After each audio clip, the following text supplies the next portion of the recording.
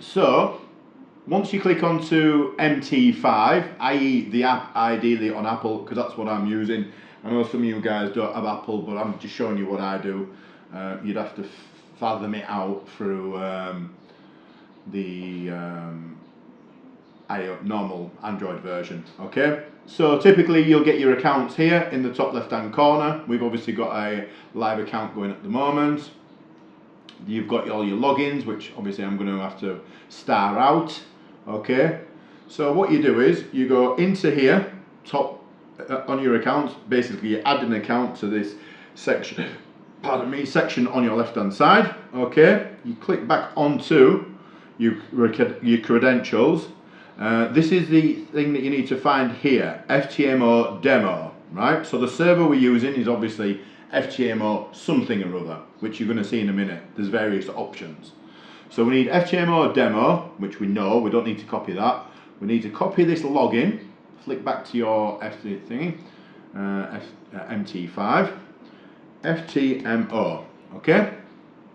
So that's the server, that's the company, that's the prop firm that we're using. So you click onto there and it gives you a variety of options. We already know that we want to be on FTMO demo because it says it at the bottom, so we don't need to copy that. We just need to go onto it and we're halfway there.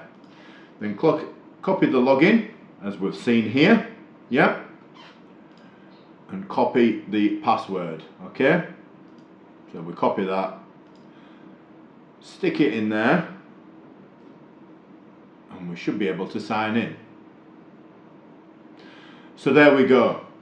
Essentially now we're up and running. It's as simple as that, okay?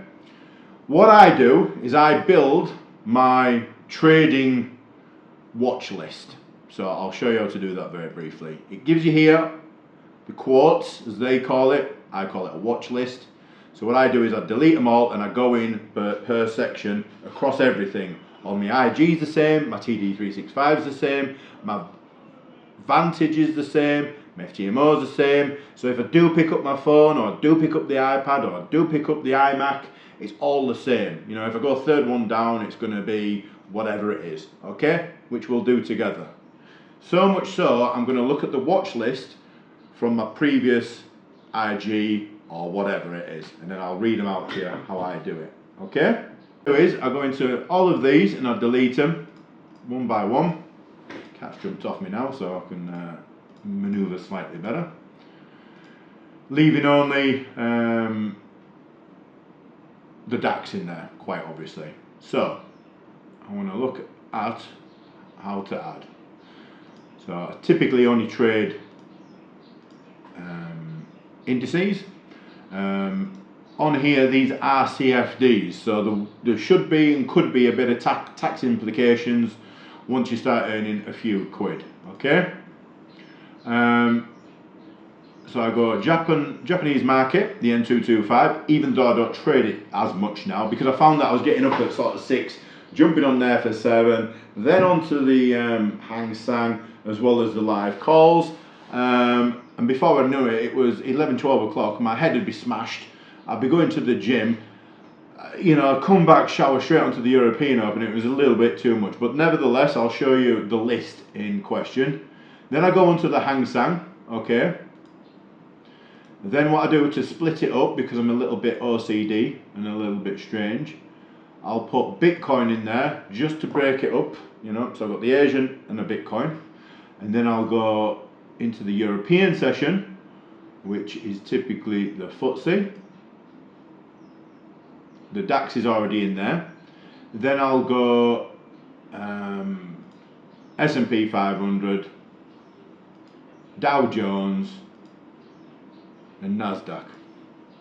So when we go back into here, it'll give us a list. And then what you can do is you can maneuver them like that. That's it. So what we'll do is we'll put the Japanese market at the top. Again, you don't have to do it like this, it's just I'm going per how I trade. In the morning at the top, European in the middle, American market at the bottom. I want to be deleting that. Then I want to be going on to the Bitcoin, because I just like to have a break there. Then the German market, which is the DAX, which is predominantly what I trade in Europe. The FTSE 100 there, just to cross-reference it. Then I'll put the S&P 500. Again, it's a good overall market evaluation, in my opinion, because obviously 500 companies in there, opposed to 30 in the Dow, but that's another story. And then I'll put the Nasdaq at the bottom. Okay, so typically speaking, I've got 2 Asian sessions to trade. Bitcoin, which I do trade from time to time. The European market, there's 2 in there obviously, and then we've got 3 in the American sessions. Okay, and that's basically how I set each session up. So if we click onto Bitcoin, it might take a little second to open up, and then what I do is I go on charts to get rid of that left hand column, so I've got all my screen in front of me. Typically what I'll do is I'll have it on a larger time frame like that. That is it. We are able to trade. Okay,